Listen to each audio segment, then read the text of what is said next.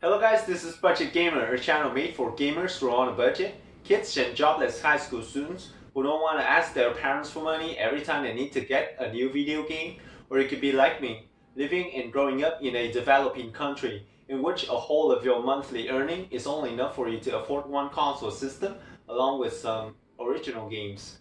For example, you could have had that PS4 if you did spend all of your money on getting that $500 limited edition 3DS that will probably go down to 200 in just a year later, or times that you overspend on games that you will never play. We have all that covered to make you a better gamer with better decisions on picking up what to buy and what to play. Now let's go.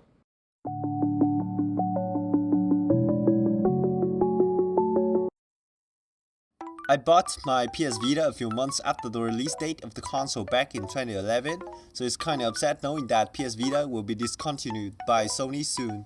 I also have read some factories had already stopped manufacturing PS Vita memory cards. It was such a waste Sony could not take advantage of all the strong aspects that Vitas possess to make it a memorable handheld gaming system, like what they did with its previous generation, the legendary PlayStation Portable. The console has a perfect design and a strong specs that far surpassed 2011 smartphones, but it lacks great games and especially exclusive titles that made the PS4 successful. You can still find Uncharted, God of War, and Gravity Rush, but they are short in duration and ain't pretty well made. But in my opinion, PS Vita is still a system worth owning for a couple of reasons. Most of you probably don't know that you can hack your PS Vita to get all the games for free. This way you can save a ton of money and time wandering around some stores looking for used game cards. Chances that there are some rare and old games that you won't ever find anywhere. Plus, you can also play PSP games, and there are even some features that can enhance your experience by changing display color to make the games appear more colorful. Not only with PSP games, when your Vita is hacked, it's capable of running Game Boy, SNES, or even Neo Geo ROMs, etc. So when you're tired with PS Vita library, you can use it as a retro game player. It's also worth mentioning the remote play feature, letting you use your PS Vita to play PS4 games if your internet connection is strong and stable enough. Next up, anybody can tell that PS Vita has the best design ever. It feels great in the hands, the weight is light enough for not stressing you after hours of playtime. The price in general is super fair for a great console. You can find a used PS Vita 2000 Final Fantasy X limited edition like me for just more than $100.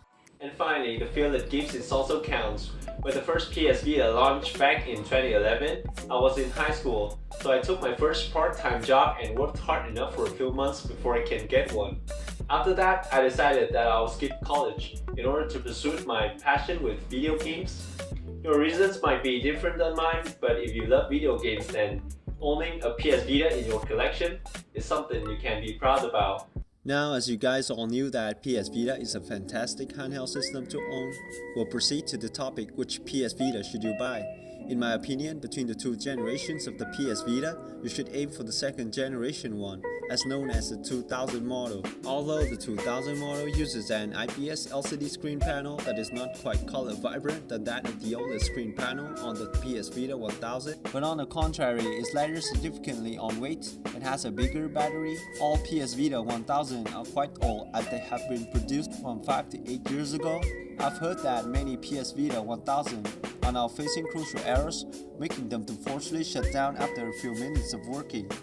If you're buying a PS Vita anyway, you should buy an SD card adapter like the SD2 Vita for more than $1, because exclusive memory cards for it are extremely expensive. They're so overpriced, people started guessing that were they the main purpose behind the failure of this promising system? I ran a battery test between the two models to tell you exactly how long will they last.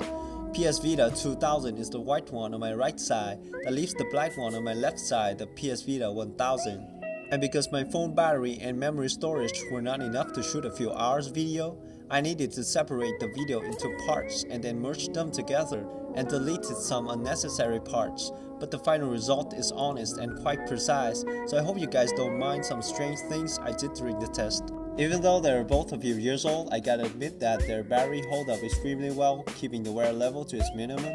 The PS Vita 2000 can handle God of War 2 HD for 5 hours and 20 minutes, while it's quite surprising the 1000, which is older in age, can have an even better battery life with 2D games like Disgaea 3 approximately 6 hours and 18 minutes. If you're getting a used PS Vita, you can check its release date by googling the series number. The newest model should have PCH 2000 ZA26 on it, but the PCH 2000 ZA11 is released in October 2013. That means it's nearly 5 years old, so be careful in case you want to spend extra money fixing your console. Okay, so we're led to a conclusion that you will still have a ton of games to play with the PS Vita. It's portable, its battery is great enough, and it's also worth collecting. Even if you've owned other handheld systems, the PS Vita can handle the things that even Nintendo Switch and 3DSs can.